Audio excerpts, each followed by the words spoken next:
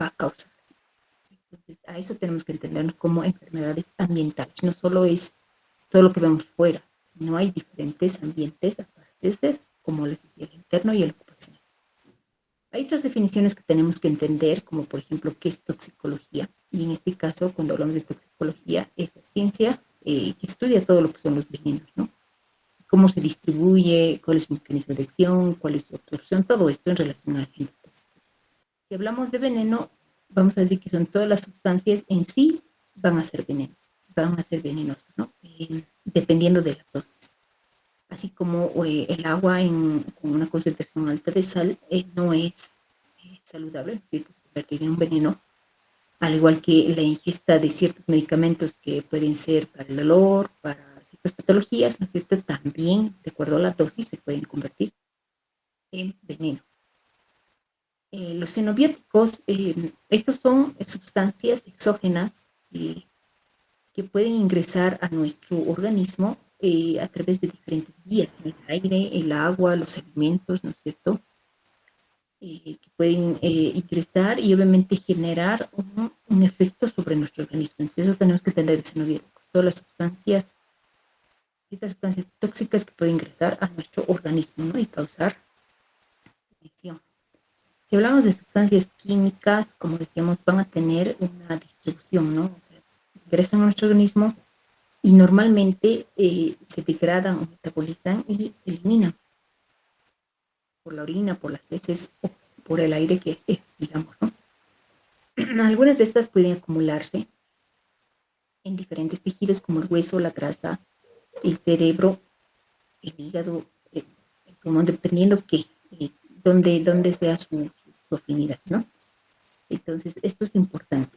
Eh, Como decíamos, los xenobióticos son estas sustancias que ingresan y sufren por diferentes fases metabólicas,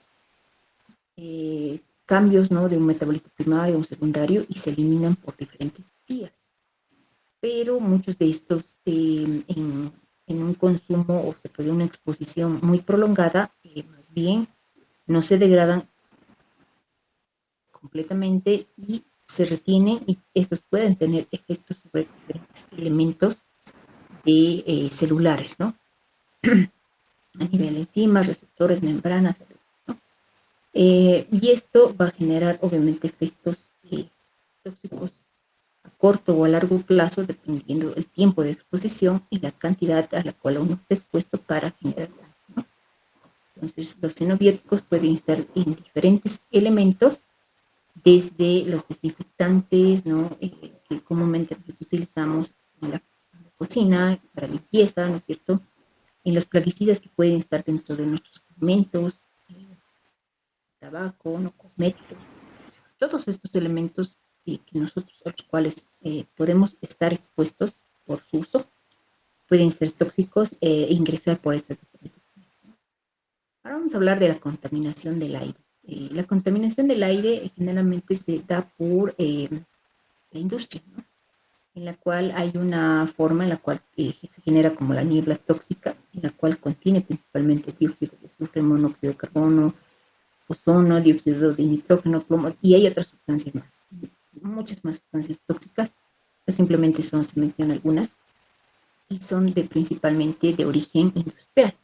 Eh, Deben saber, ¿no? Tenemos aquí, en el Alto sobre todo, tenemos varias empresas e industrias, una de las más conocidas, las cementeras, ¿no? Que en un tiempo atrás sí había los reclamos de que todas estas sustancias generaban daños incluso en los techos, las calaminas de las personas que vivían aledañas a la empresa, ¿no? Entonces, eh, si eso causa en el material, ¿no es cierto? Se veía también efectos sobre las personas.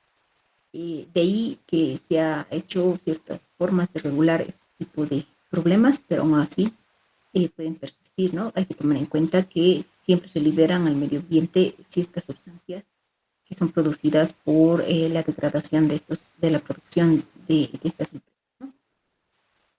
Como les decía, todos estos contaminantes que acabamos de mencionar, desde el ozono hasta el dióxido, ¿no es cierto?, van a tener efectos sobre todo en adultos mayores y en niños. En adultos en general también, pero los más pequeños, los adultos mayores y aquellas personas que tienen problemas respiratorios, sobre todo porque este tipo de elementos principalmente entra por vía aérea, son los pacientes asmáticos, ¿no? Y ahí van a aumentar sus problemas pulmonares. Si hablamos del ozono, por ejemplo, la lesión que va a producir va a estar medida por los radicales libres, y aquí estos van a lesionar las células, ¿no es cierto? Sobre todo de las vías aéreas. Lo que a la vez estimula un ciclo vicioso, ¿no? De activación de más radicales libres y por ende daño en estas células, ¿no? Y ahí puede producirse inicialmente una bronquitis y de ahí podemos ver otros efectos más adelante. El dióxido de azufre, por ejemplo, al degradarse, ¿no es cierto? Ya en el aire se degrada, se puede convertir en ácido sulfídrico y trióxido de sulfúrico y causa ya en la inhalación una sensación de quemazón, ¿no? En las vías aéreas, desde la nariz, la garganta, causa dificultad en respirar. Y en pacientes asmáticos, como decíamos, y en niños, puede generar sí, un cuadro más severo, ¿no es cierto?, en estas personas.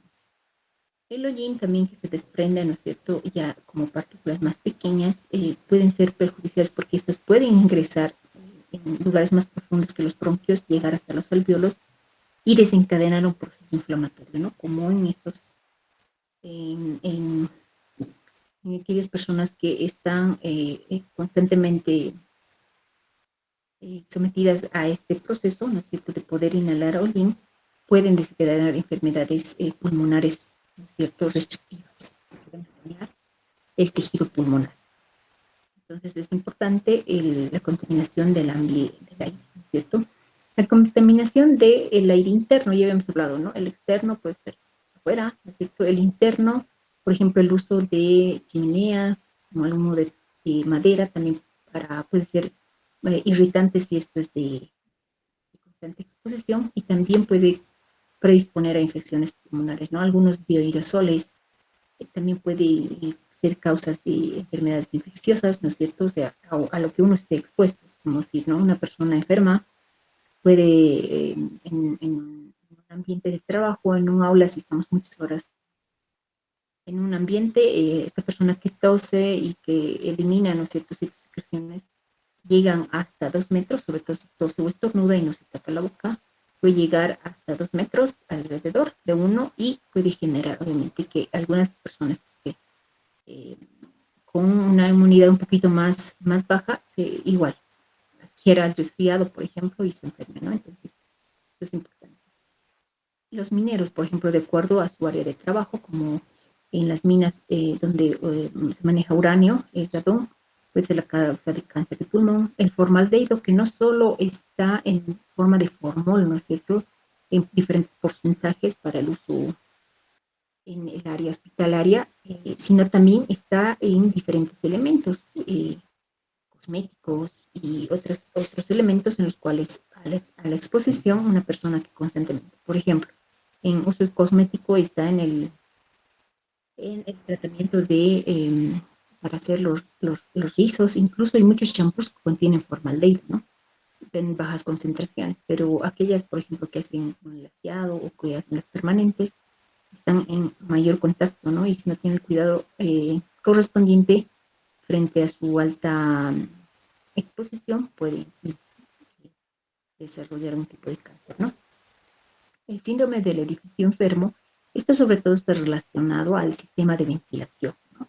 Entonces, las personas que viven en un edificio tienen un sistema de ventilación o de extracción, pero que si se circula unas 3, 4 veces y recién se elimina, se pierde.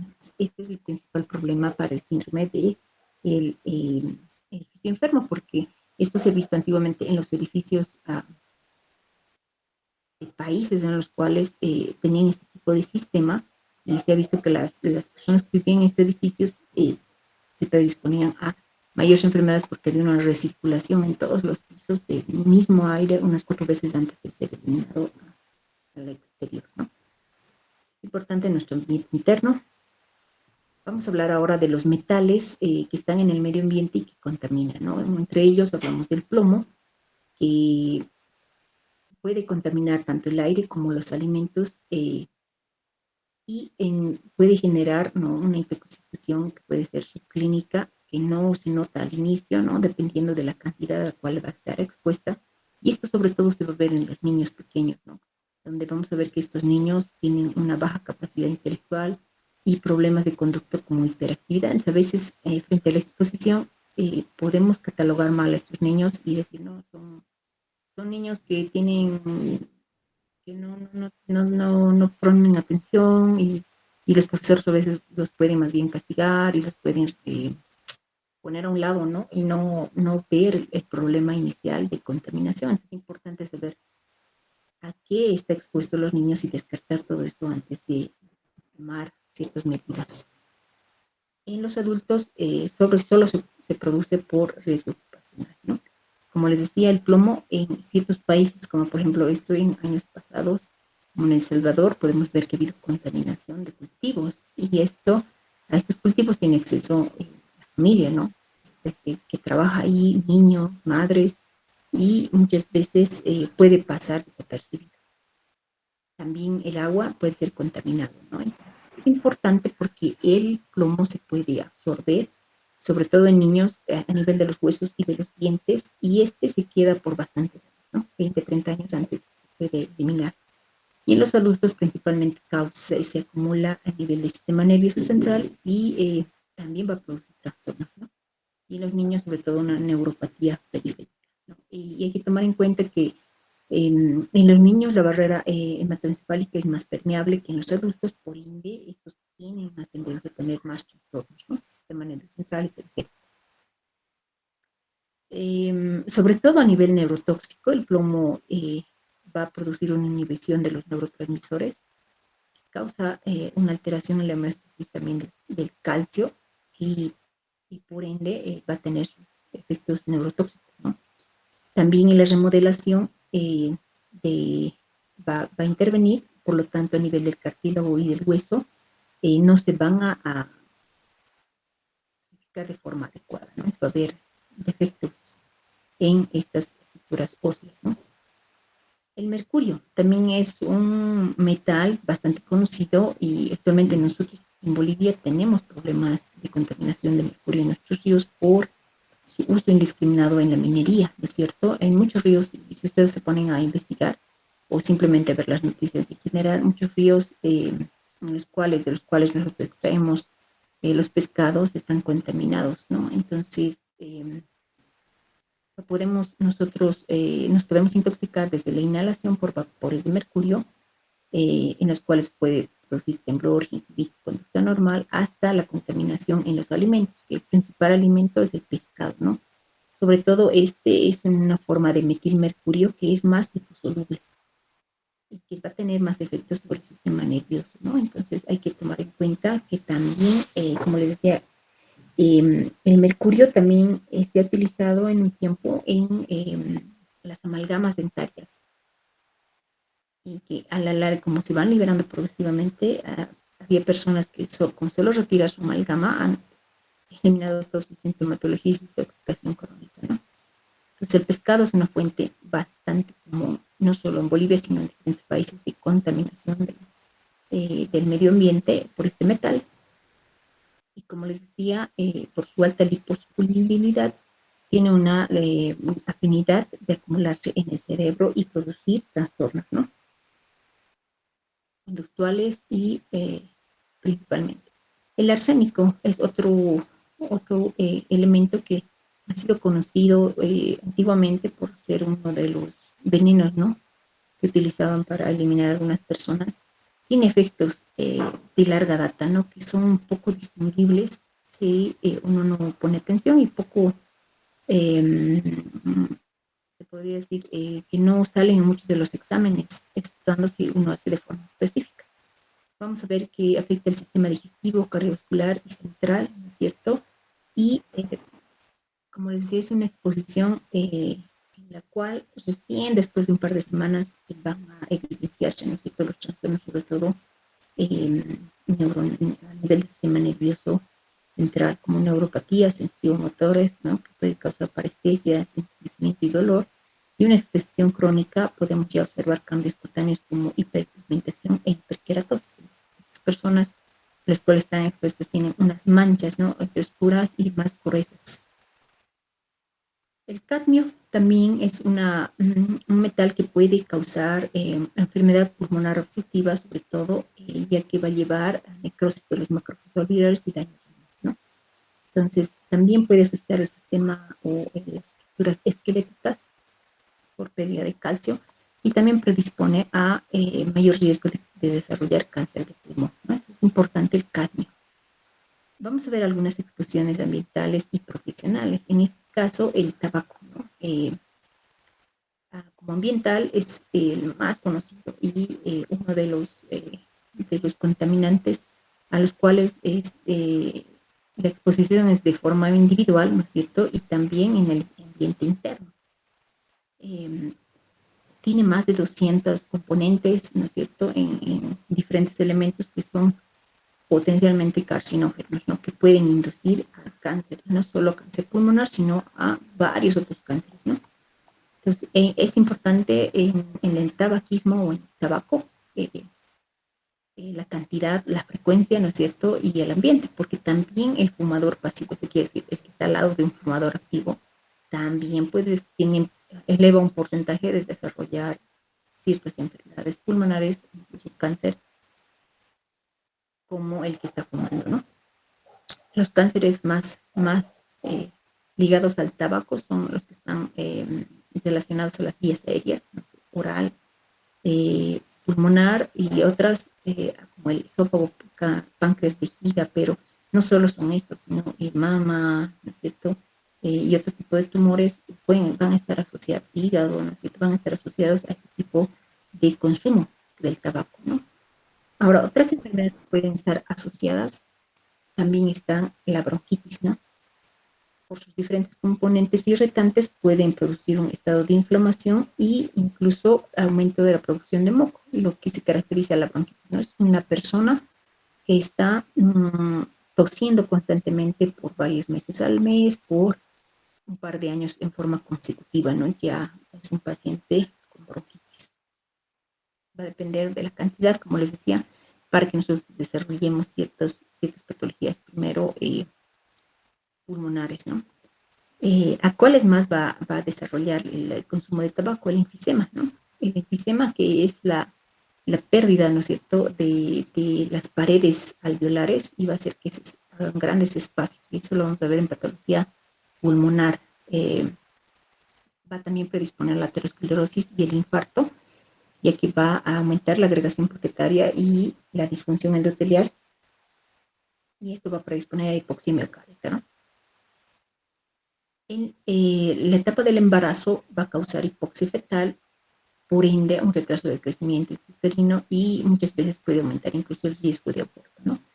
El tabaquismo pasivo, como les decía, es importante porque también puede pasar por todo esto con menos frecuencia, pero sí, puede ocurrir, ¿no? Otro, eh, otro elemento es el alcohol, ¿no? Y esto va a depender mucho de la concentración que se dé, y sobre todo hay que tomar en cuenta que ya por encima de 200 miligramos por decilitro ya hay cambios, ¿no? En la conciencia, en cómo la persona eh, va a estar, ¿no es cierto? Ya hay cambios a nivel del sistema nervioso central, ¿no es cierto? Pero más de 300 miligramos ya podemos ver que un paciente ya está en una intoxicación aguda y puede tener una parada respiratoria, ¿no? Por su efecto depresor. Entonces, todo esto va a depender de ciertos factores que hay que tomar en cuenta, ¿no? Si es varón o mujer, la edad, el peso, la grasa corporal, incluso la exposición crónica. Hay que tomar en cuenta que hay muchas personas que son bebedores de larga data, van a tener un metabolismo más acelerado del alcohol, por ende toleran más, pero obviamente acumulan daño, ¿no? A larga data. Eso es importante. Las consecuencias más importantes del consumo de alcohol van a ir desde las atrofias cerebrales, como les decía, ¿no? Los bebedores crónicos, los alcohólicos, ya empiezan a tener estos cambios, ¿no? El cerebro se atrofia, hay degeneración cerebelosa, hay neuropatía asociada a daño hepático, porque es otro órgano que se va a lesionar, ¿no es cierto? cardiovasculares también porque puede causar una miocardiopatía dilatada y esto también se asocia al aumento de desarrollo de hipertensión, ¿no? Pancreatitis, un paciente o una persona que consume de forma consecutiva alcohol también puede desarrollar pancreatitis aguda o crónica, ¿no? Y durante la gestación, una persona que bebe bastante antes y después de y durante su gestación puede desarrollar el bebé el síndrome alcohólico fetal, en el cual va a haber defectos o alteraciones del crecimiento, puede también tener microcefalia, puede tener malformaciones del encéfalo, cardiovasculares, el sistema genitourinario, ¿no es cierto? Y esto sobre todo se da en el primer trimestre y aquí esta es la etapa en la cual se va a desarrollar muchos de estos órganos, ¿no? El cáncer también se asocia al consumo de alcohol, hay que tomar en cuenta, sobre todo de vía de cavidad oral, faringe, esófago, hígado, y posiblemente también de mama, que también puede ser como un promotor, ¿no? Los efectos agudos van desde la estatosis hepática, que es un problema hepático agudo, las gastritis y las úlceras a nivel del tracto gástrico, ¿no es cierto? La depresión del sistema nervioso central primero afecta estructuras corticales, luego puede provocando como cambios de comportamiento, ¿no? Motor e intelectual, que serían los más agudos, ¿no? Y los efectos crónicos, como ya habíamos visto, en el hígado, ¿no? Desde una esteatohepatitis ya de larga data a una cirrosis, ¿no? Y cáncer incluso de hígado, que sería una de las causas más importantes, ¿no? Pero la mayor parte va a tener problemas en el hígado, alteraciones del sistema portal, ¿no? El drenaje portal y por ende todos los cambios a nivel, una falla, ¿no? Cardio, que va a repercutir sobre el corazón, sobre el pulmón y sobre todos los sistemas, ¿no? Antes de desarrollar muchas veces carcinoma hepatocelular. A nivel del tracto digestivo, al haber este daño en el hígado, también va a predisponer al desarrollo de varices esofágicas, las cuales pueden, también gástricas, ¿no?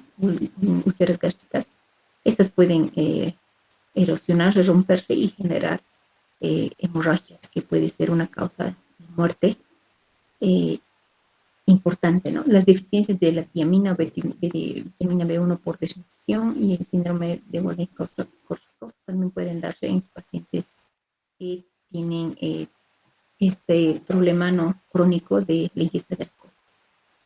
Si hablamos ahora de las lesiones por fármacos, vamos a ver que la mayor parte dentro de los fármacos, si ustedes han visto, deben recordar de que hay las reacciones adversas, ¿no es cierto? Que son los efectos no deseados que todos los fármacos tienen. Y hay en un porcentaje de pacientes que los cuales puede presentarse, ¿no? Y estos efectos se van a dar de acuerdo al estado de hipersensibilidad que tenga la persona, ¿no? Desde simplemente exantemas cutáneos a verdaderos daños, ¿no? Que pueden causar desde hospitalización hasta la muerte, ¿no? Entonces, un ejemplo de ello es, por ejemplo, el antibiótico, la aminociclina, en algunos pacientes puede producir la coloración azul, ¿no? Se vuelven azules. Es importante que todos los fármacos pueden tener reacciones adversas dependiendo de ciertos factores individuales en las personas. Podemos ver desde la dosis hasta el tipo de fármaco, ¿no? De acuerdo a algunas patologías o predisposición que tengan estas personas. Si hablamos de los anticonceptivos orales, principalmente estos son utilizados, ¿no es cierto?, para como control, ¿no? Control prenatal. La mayor parte por tener su composición en estrógenos y progesterona no tiene muchos efectos, ¿no es cierto?, más que en ciertas personas que pueden tener riesgos, que pueden predisponer, por ejemplo, a la tromboembolia, que va a estar dependiendo de la dosis y de la modalidad de administración. También pueden predisponer a enfermedades cardiovasculares, sobre todo aquellas personas que fuman, ¿no es cierto?, y mayores de 35 años no fumadores, menores, sobre todo los que fuman, ¿no? El desarrollo de adenomas hepáticos y se dice que hasta cierto punto va a ser como no va a generar ni cáncer de mama, ni cáncer de endometrio, ni de ovario, o actuaría como factor protector, pero esto es temporal. Y dependiendo del componente, ¿no?, de porcentajes de estrógenos y progesterona que tenga estos anticonceptivos, que lo vamos a ver más adelante con la terapia de reemplazo hormonal, ¿no? Los anticoagulantes son importantes porque sus complicaciones más importantes van a ser desarrolladas hemorragias. Es difícil controlar las dosis, sobre todo los pacientes que sufren de problemas cardíacos y arritmias, ¿no es cierto? Se les da anticoagulantes y su uso es de control semanal, diario casi, ¿no? Porque hay que encontrar la dosis adecuada para este paciente y evitar que no sufra de hemorragias o si le damos menos se complique con una trombosis, ¿no? O tener un accidente cerebrovascular. Hay que tomar en cuenta eso, si le estamos dando mucho o menos es un poco complicado, ¿no? La terapia de reemplazo hormonal, como les decía, esto sobre todo se da para aminorar los efectos que tiene el climaterio, ¿no? La menopausia, y reducir algunos problemas que puede traer con ella, ¿no? Como por ejemplo la osteoporosis. En mujeres menores de 60 años se dice que hay un factor protector, ¿no? Si, entra en terapia de reemplazo hormonal para protección cardiovascular, ¿no? Frente a la aterosclerosis y la enfermedad coronaria. Pero ya en mujeres mayores ya no tienen ningún beneficio sobre esta área, ¿no? Entonces es importante que sobre todo ya puede nivelarse, ya no tiene efecto protector y la cantidad de complicaciones relacionadas a este proceso se igualan a las de los varones, ¿no?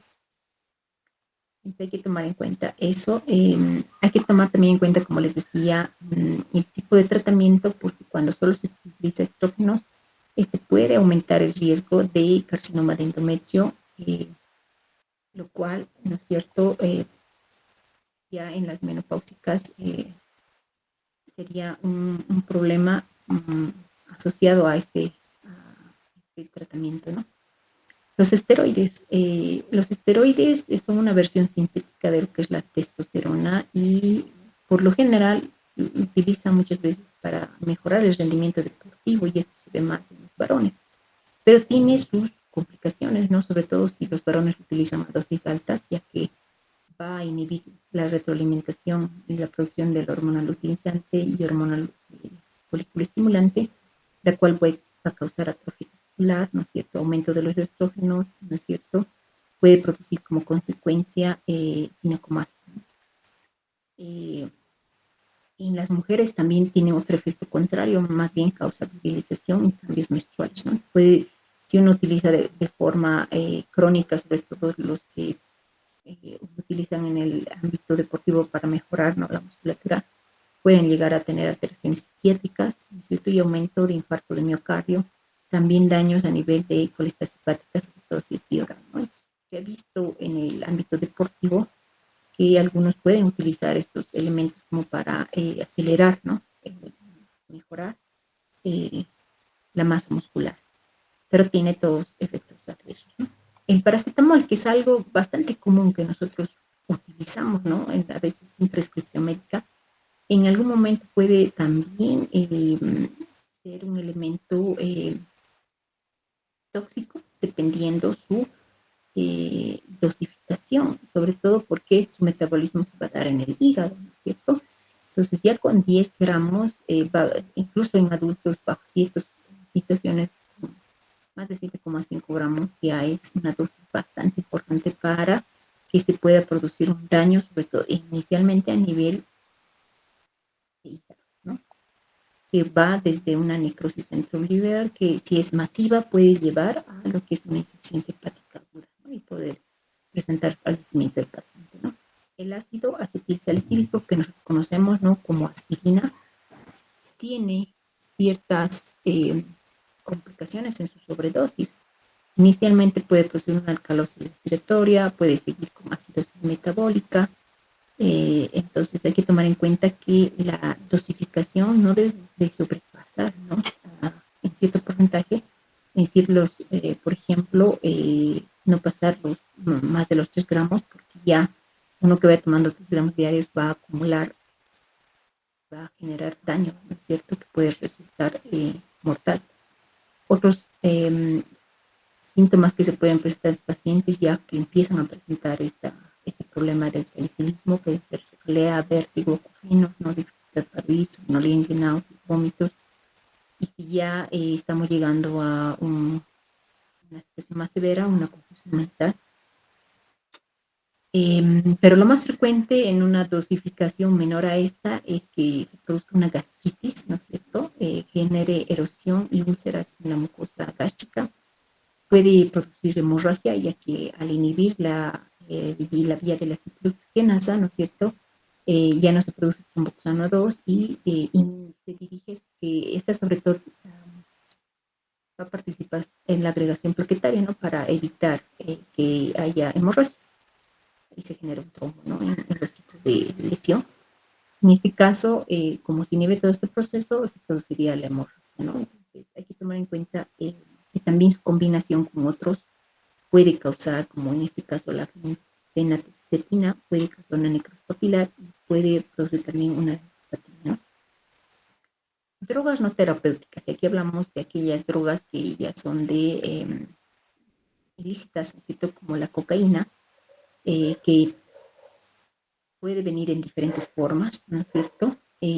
La cual es utilizada como una droga que causa euforia y estimulación. Es por eso que genera adicción, ¿no es cierto?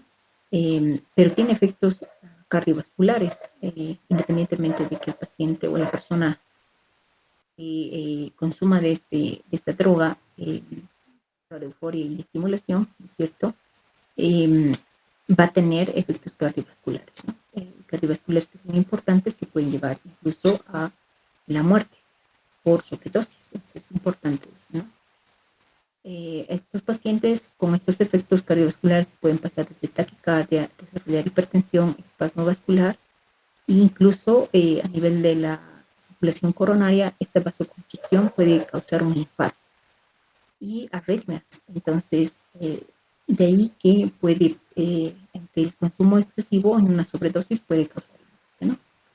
Los efectos sobre el sistema nervioso central van desde fiebre, ¿no es cierto?, convulsiones. En el embarazo también puede reducir el flujo placentario, por ende, hipoxia fetal y déficits neurológicos o abortos espontáneos.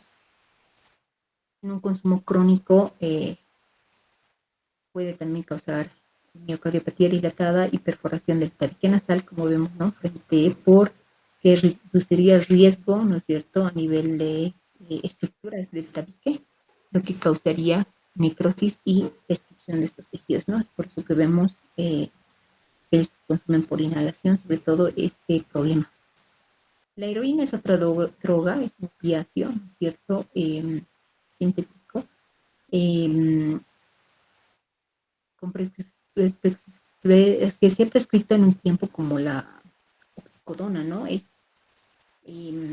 Esta droga, si ustedes han visto, tiene, inicialmente ha sido restringida, como les decía, porque inicialmente se ha producido de forma sintética, como un opiáceo, y se ha utilizado para el tratamiento de dolor crónico, ¿no? Para ciertos pacientes, pero se ha visto su alto efecto adictivo, de ahí que se ha restringido cualquier forma de esta oxicodona que inicialmente se había producido.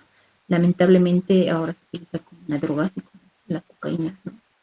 Que también produce euforia, alucinaciones en un estado de sedación y somnolencia, y tiene una alta tasa adictiva.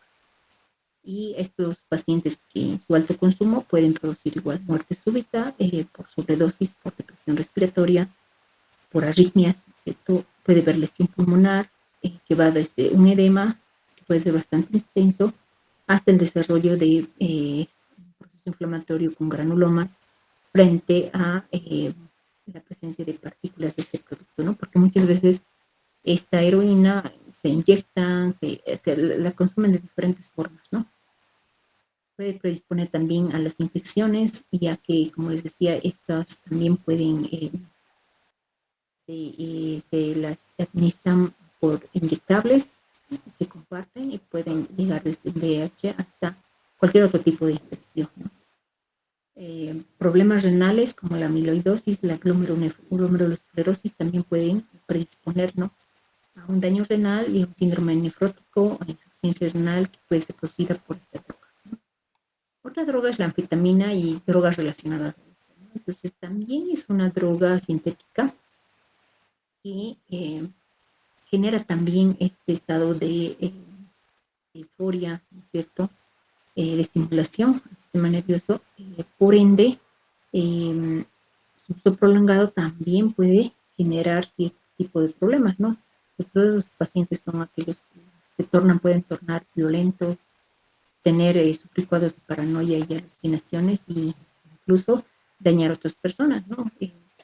Son efectos que puede tener este tipo de drogas, que se ha visto que también en otros países ha sido distribuido como si fueran pequeños dulces. De esta forma se ha introducido, ¿no?, a los ámbitos escolares.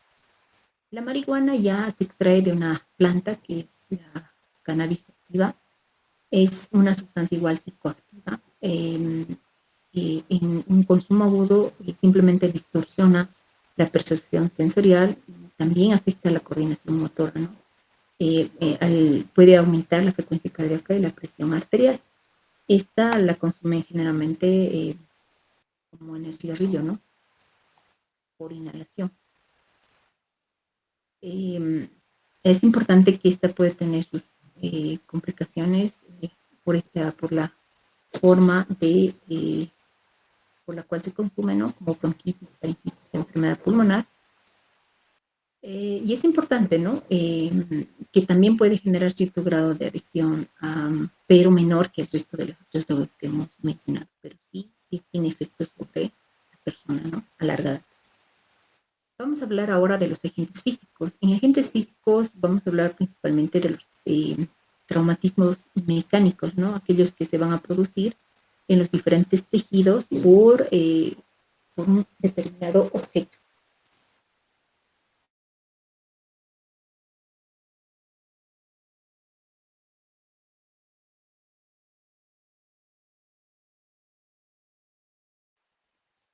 Estos traumatismos mecánicos se pueden dar de diferentes tipos, de acuerdo al tipo de lesión, ¿no? Como la abrasión, que es una herida más superficial, como si fuera un arañazo, donde se pierde poco tejido cutáneo; la contusión, que es una lesión más cerrada, donde por lo general vamos a ver que hay una acumulación de hemorragia en el intersticio, ¿no? Aquí podemos ver lesiones como la abrasión o la contusión, ¿no sé?, donde no hay pérdida de tejido, pero sí acumulación de ciertos elementos como los eritrocitos, ¿no? En el intersticio. La incisión ya es una lesión que generalmente tiene bordes lisos y se da por algún elemento afilado, ¿no? Que sí va a romper vasos. La laceración es con pérdida de tejido, pero de forma irregular y un poco más amplio. Y la punción generalmente es causado por un elemento más largo y estrecho, que también puede llegar a dañar ciertos tejidos, ¿no? Que tiene, por lo generalmente es en profundidad, ¿no? Aquí vemos las incisiones, generalmente son lineales. Las lesiones térmicas. Aquí podemos hablar de quemaduras térmicas que por lo general su importancia van a estar relacionadas a ciertos factores, como por ejemplo, qué tan profunda está la quemadura. Y esto se puede dar sobre todo por incendios o por elementos calientes, ¿no? Agua, que pueden generar una quemadura. Entonces, dependiendo de la profundidad, si está en un primero, un segundo, ¿no es cierto?, hasta dónde solo elimina la piel, si ha llegado a tejido celular cutáneo, ha llegado más profundo, va a variar el daño, ¿no? El porcentaje de la superficie no es lo mismo que yo me queme una mano a que me queme zonas específicas, como por ejemplo el cuello o el tórax, ¿no es cierto? O dependiendo la cantidad, ¿no? Todo el cuerpo o solo las extremidades. Va a variar mucho la superficie de pérdida corporal, ¿no? También si ha habido inhalación interna, sobre todo esto se da en los incendios, ¿no? Entonces, hay personas que pueden haber sufrido quemaduras menores externas, pero han inhalado estos vapores tóxicos que se da tras la combustión de los elementos que se están consumiendo en el fuego, ¿no? Y puede haber inhalado y haber quemado las vías aéreas. Entonces hay que tomar en cuenta eso. Entonces, qué tan rápido nosotros actuemos y se dé el tratamiento también es importante. Entonces, las quemaduras pueden ir, como les decía, primer grado, segundo grado, ¿no? Tercer grado, dependiendo la profundidad, y también va a importar la extensión. No es lo mismo una área pequeña en extremidades o más extensa en extremidades que abarcar más sitios, aumenta el riesgo de sobrevida de los pacientes, ¿no? Es importante porque también dependiendo del porcentaje y el sitio va a limitar, ¿no? Incluso la movilidad del paciente futuro y la pérdida de líquidos, ¿no? Entonces es importante esto. Y además, mientras más pérdida de tejido tengamos, mayor predisposición a desarrollar infecciones porque no tenemos nuestra barrera natural, que es la piel, ¿no? Es importante eso. Entonces, la inhalación también y las quemaduras internas también son importantes, ya que estos se van a dar principalmente por humos calientes y tóxicos que van a causar un daño en el parénquima pulmonar, ¿no? Que va a ser una lesión térmica directa por el agente tóxico, ¿no es cierto? Es importante dar el tratamiento de forma rápida y eficaz, con sustitución de los líquidos y electrolitos que se están perdiendo si hay pérdida de tejido, y también hacer un tratamiento ventilatorio debido a la inhalación, ¿no? La hipertermia, en estos casos, se da sobre todo en países o en lugares donde hay el medio ambiente tiene elevadas temperaturas, ¿no? Como en Europa, que se da lo que son los golpes de calor, ¿no? Que pueden empezar simplemente desde calambres por el calor, por la pérdida de electrolitos a través del sudor, que son los que principalmente nos ayudan a mantener, ¿no? La temperatura corporal central a través de la sudoración. Pero si nosotros estamos expuestos en un ambiente muy caluroso donde nos genera mucha transpiración, podemos perder este equilibrio y generar unos calambres, ¿no? Puede ir simplemente desde la insolación, donde tenga ya efectos de somnolencia y sensación de pérdida, ¿no? De conocimiento, que es lo más frecuente en la insolación, hasta lo que es el golpe de calor, que sí puede causar la muerte en estos pacientes, ¿no? Entonces, en estos casos, el mecanismo principal es falla en los mecanismos termorreguladores, donde la sudoración ya cesa, ya no puede equilibrar esta pérdida y la temperatura corporal central ya empieza a elevarse, ¿no? Entonces, el cuerpo va a responder con vasodilatación periférica, donde la sangre se va a acumular en todos en la periferia, se reduce el volumen central en órganos importantes y por ende el paciente puede llegar a fallecer, ¿no? Puede desencadenar arritmia, sí, ¿no es cierto? Y fallecer.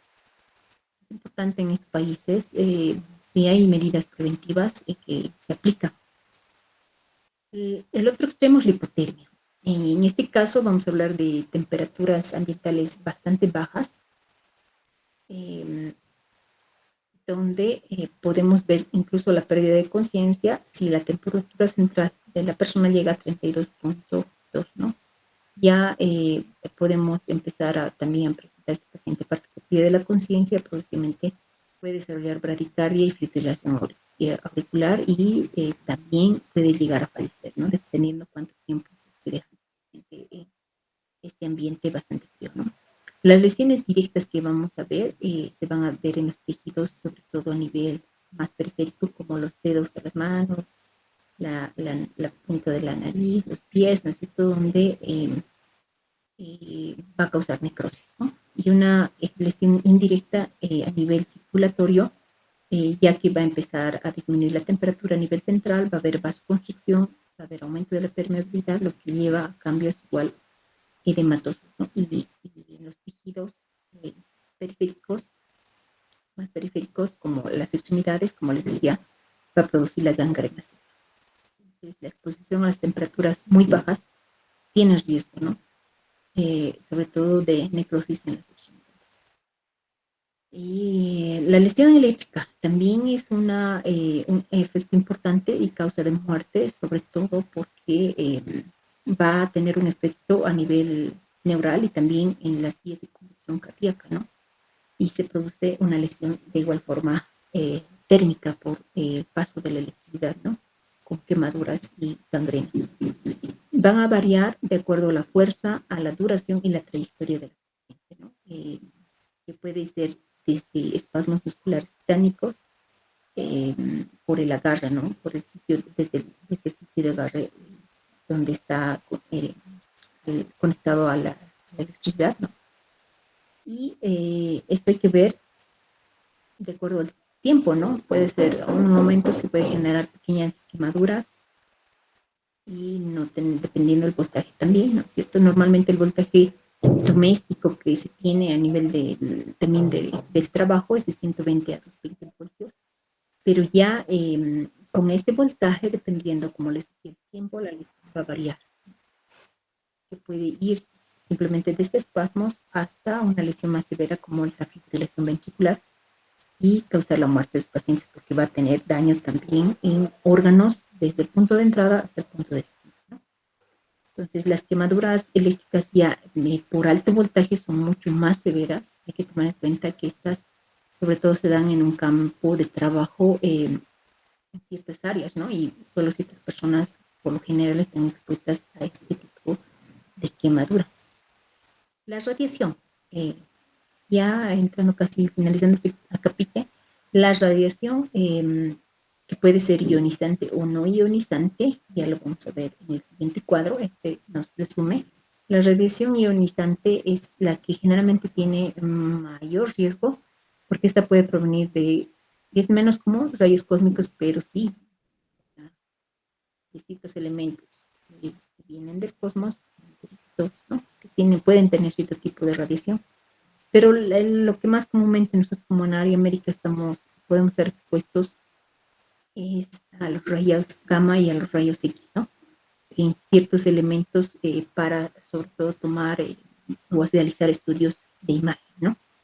Y las radiaciones no ionizantes que van desde la luz ultravioleta, la luz visible con los focos que tenemos, infrarrojos, microondas, las antenas, ¿no es cierto?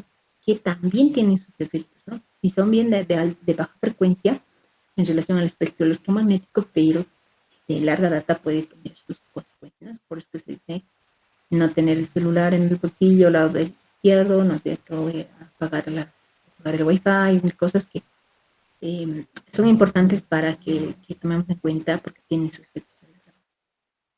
Dentro de la radiación ionizante es importante porque pueden generar un daño a nivel del DNA y por ende pueden predisponer a cáncer, ¿no? Es lo más importante. También va a depender muchas veces del tiempo de exposición que se tiene. Esto sobre todo se ha visto en los accidentes nucleares, ¿no? El, el tamaño que también se expone es importante porque si ustedes ven, también se utiliza estos rayos para tratamientos en oncología, sobre todo para la braquiterapia, ¿no? La radioterapia para tumores, pero tienen un efecto. Muchas veces se puede ver que a larga data estos pacientes que si bien se ha aplicado este tratamiento para eliminar un tumor o para reducirlo, muchas veces causa, y es algo común, por ejemplo, en la braquiterapia, que es para cáncer de cuello uterino, cáncer, eh, puede generar, ¿no? Colitis actínica, que es un daño por irritación a nivel del colon, ¿no? Entonces, en algunos casos se da, de acuerdo a, porque se toman varias sesiones, puede dar lugar a que se desarrolle un tipo de tumor, ¿no? Entonces, dependiendo del campo que se ha expuesto y también de la frecuencia, ¿no? La dosis que se esté dando, ya que este puede causar, ¿no? Como les decía, un daño a nivel del DNA y por ende puede a la larga generar, ¿no? Lesiones que pueden ir simplemente desde irritación hasta lesiones mucho más severas que pueden desarrollar igual cáncer, ¿no? Tiene efectos sobre los tejidos, por ende puede afectar lo que es el río sanguíneo, ¿no es cierto? Y desarrollar también hipoxia. Estos tejidos mal vascularizados también pueden ser menos sensibles a las lesiones por radiación, pero estos a la vez, como les decía, van a presentar daño por, en su ADN, ¿no es cierto? Todos estos efectos por radiación pueden estimular a larga data, como decía, mutaciones, aberraciones cromosómicas o inestabilidades genéticas y alteraciones genéticas que al final puedan desarrollar células malignas y causar cáncer. Entonces, eso es importante. Las enfermedades nutricionales. Las enfermedades nutricionales pueden darse por déficits, ¿no? O deficiencias, en los cuales vamos a hablar de estados de malnutrición, que pueden ser primarias o secundarias. En este caso, si hablamos de primarias, es porque es la falta de algún elemento, ¿no? Proteínas, vitaminas, eh, calorías, ¿no es cierto? Falta algún elemento el cual no está siendo administrado, no está siendo ingerido. Y en secundarias es que pese a que nosotros tengamos los elementos nutricionales, proteínas, calorías, vitaminas, etcétera, ¿no es cierto? Hay algún problema en su digestión, ¿no? No se asimila de forma adecuada, eh, como en los problemas de mala absorción, ¿no es cierto? O de almacenamiento o de transporte. Ahí va a haber problemas y en el organismo, ¿no? Esas pueden causar enfermedad, ¿no? Desde enfermedades hasta, y sobre todo en estados de enfermedad como eh, el cáncer, por ejemplo, y ciertos procesos infecciosos como la tuberculosis pueden predisponer, ¿no? A que haya este estado de, de déficit, ¿no? De desnutrición. También en los pacientes quemados, por más que aún no administre las cantidades adecuadas de calorías, proteínas, vitaminas, también van a estar en este estado porque hay una base para este problema, ¿no? El alcoholismo también predispone al déficit de ciertas vitaminas porque hay menor ingestión, ¿no? Y también aumenta la pérdida, ¿no? De estos elementos.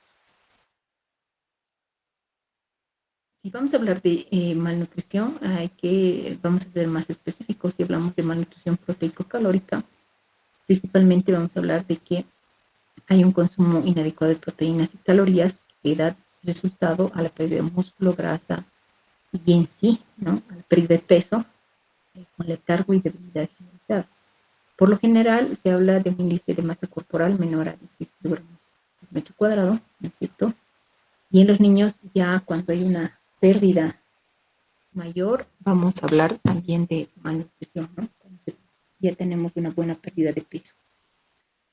Hay que tomar en cuenta que si nosotros perdemos peso, ya se incrementa el riesgo de adquirir más infecciones, de sepsis, de mala cicatrización y predisponer a ciertos estados, ¿no? En los niños podemos ver lo que es el marasmo, por ejemplo, que es una pérdida de peso mayor o igual al 60% de lo normal de acuerdo al sexo y a la edad, ¿no? Sobre todo en niños, donde va a haber retraso en el crecimiento y pérdida de la masa muscular. Entonces, el marasmo son los típicos niños, ¿no sé? Que vemos bien flequitos, se ven como huesitos, ¿no? Porque han perdido grasa y músculo.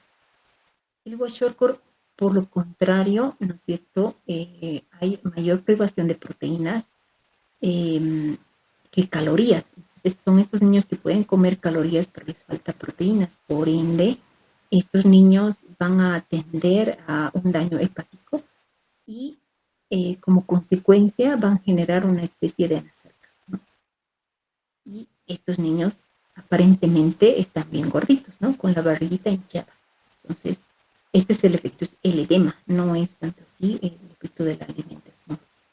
La cataxia es un término que se utiliza sobre todo para aquellos pacientes que tienen una enfermedad crónica y la mayor parte de estos está asociado con el cáncer.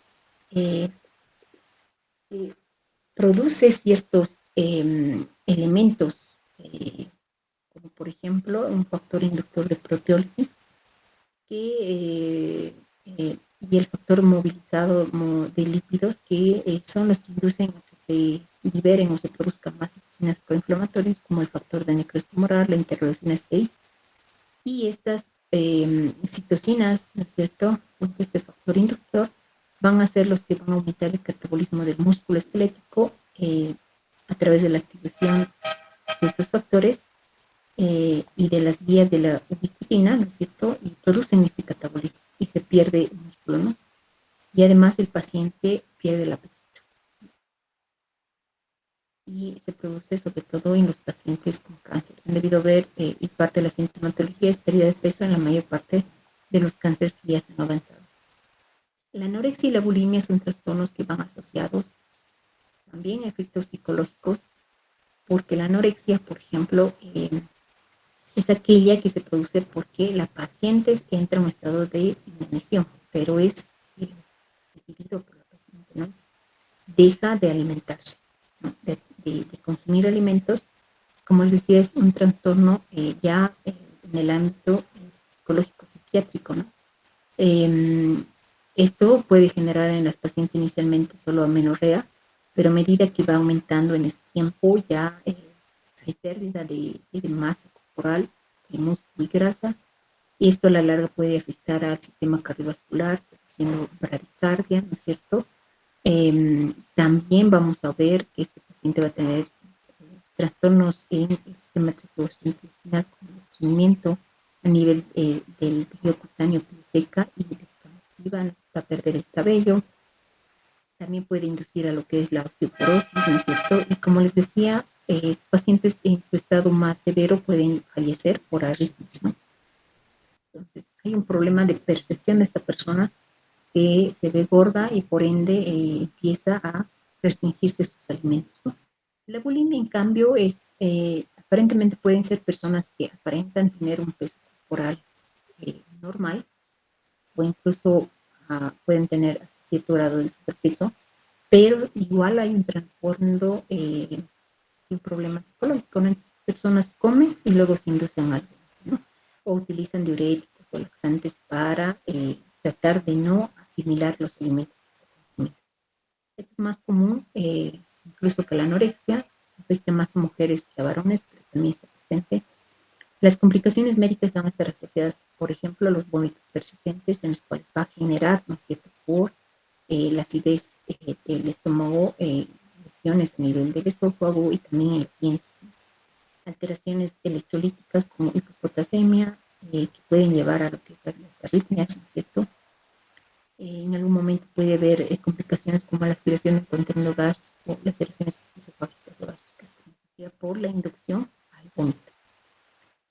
Ahora hablamos en general de las deficiencias vitamínicas. En general tenemos 13 vitaminas que son necesarias para conservar y equilibrar nuestra salud. 9 son hidrosolubles y se excretan principalmente por la vía renal. 4 de estas, como la A, la D, la E y la K, que podemos abreviarlas como K, son liposolubles y por ende se almacenan fácilmente. Pero pueden captarse mal en síndromes de mala absorción, ¿no? Como por ejemplo la vitamina D y K, la biotina, la vitamina 7 y la niacina, la vitamina B3 pueden sintetizarse, pero suelen ser necesarios ciertos el consumo en la dieta para poder producirlos, ¿no? Que son importantes muchos de estos para, como la vitamina K para la alimentación. Las deficiencias primarias generalmente son de origen dietético y las secundarias, como hace un momento hemos mencionado, en algún problema en la absorción, en el transporte, en el almacenaje o por la pérdida aumentada o la conversión metabólica. Entonces, hay que tomar en cuenta, ¿no? Y cada deficiencia va a tener ciertos efectos, ¿no? Que inicialmente no son muy notorios, pero podemos verlos, ¿no? La sequedad de los labios, las uñas quebraditas, doloroso, articular, porque todas estas vitaminas van a intervenir en diferentes procesos metabólicos, ¿no? Entonces hay que tomar en cuenta eso. La obesidad, ya para finalizar, también es un problema que es del medio ambiente interno, ¿no? Ya que uno puede entrar en este problema, sobre todo cuando entramos a un índice corporal, ¿no es cierto?, mayor o igual a 30 kilogramos, ¿no?, por metro cuadrado, y hablamos de obesidad.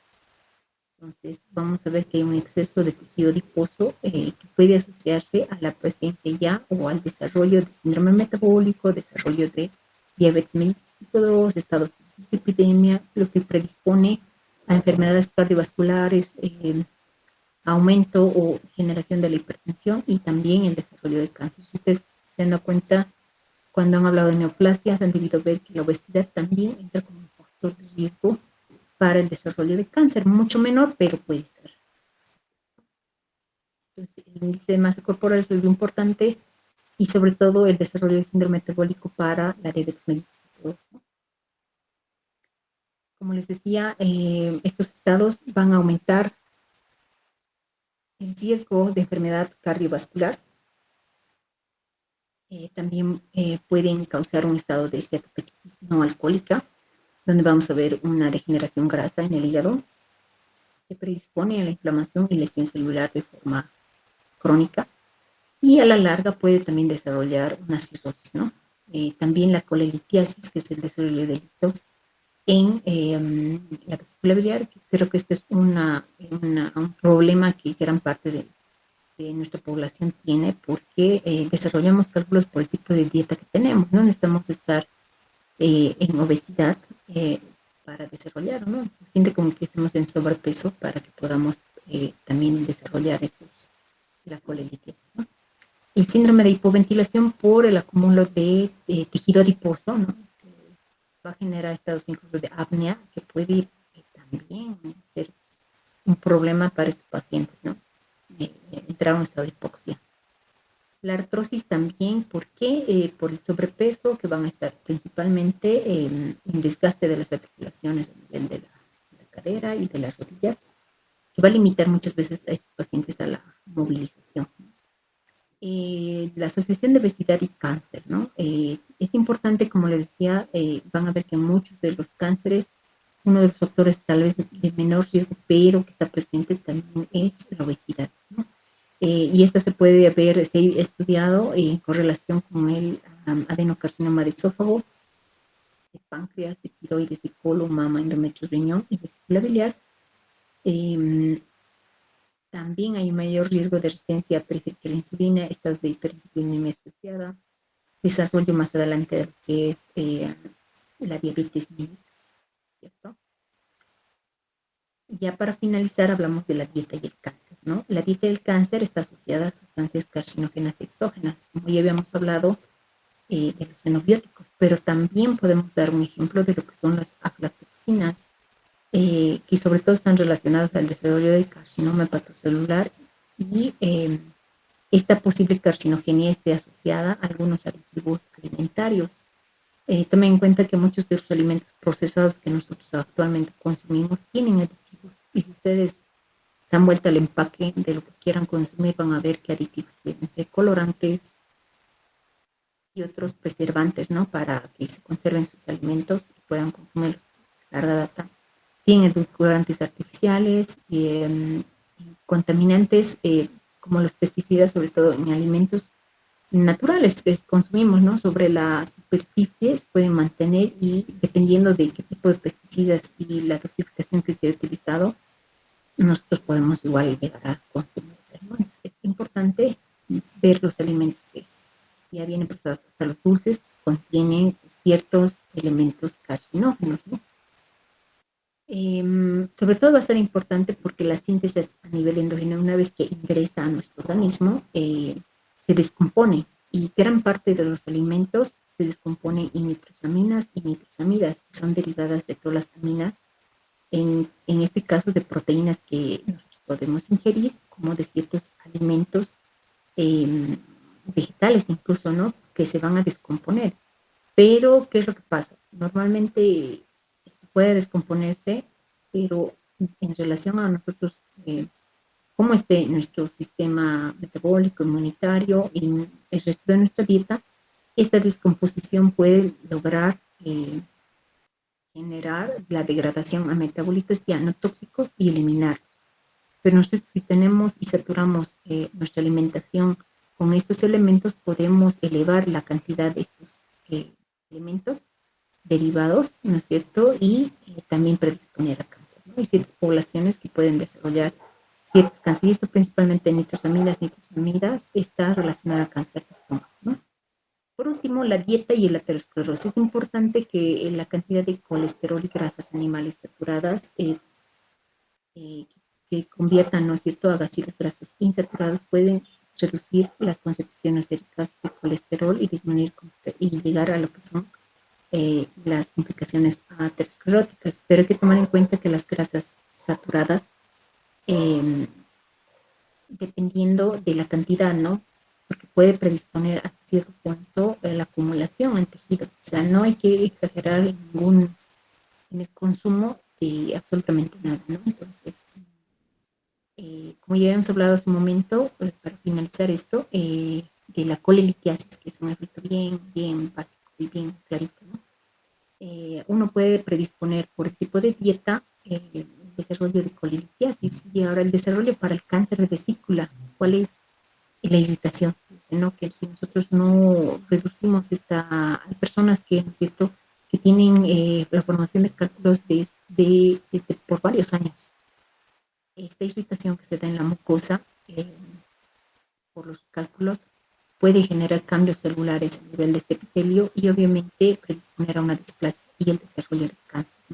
No se den todos, pero el tipo de dieta y la predisposición a formar hábitos puede generar este problema. Bueno, muchachos, eso es todo en relación a patología ambiental. Eh, un resumen que se ha dado sobre este tema es bastante amplio y lo que les recomendaría es tomar por grupos, ¿no?, que estamos mencionando. Y también les recomendaría en lo posible hacer la revisión del compendio que hay de patología. Actualmente hay ustedes lo pueden descargar en Google, está creo la novena versión y la octava, que van a tener un resumen también similar a esto, de todo el tema, que va a ser más. Tomen en cuenta que ya se acerca el examen y el leer todo el tema completo ya no les va a alcanzar más tiempo. Entonces, lo que les aconsejo es que puedan revisar parte de los compendios que hay para que puedan tener una idea más clara, ¿no?, para reforzar después de esta clase teórica. Si no hay ninguna pregunta, muchachos, conmigo la teórica ha terminado y les agradezco por su atención.